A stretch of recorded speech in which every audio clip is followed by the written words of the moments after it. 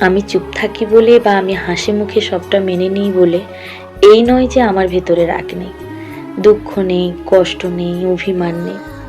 আমি দুঃখকে, আমার রাগকে অধিকাংশ সময়ে প্রকাশ করিনি, বা যাদের কারণে এই কষ্টগুলো প্রতিনিয়ত পাই তাদের উপর প্রকাশ করতে পারি না।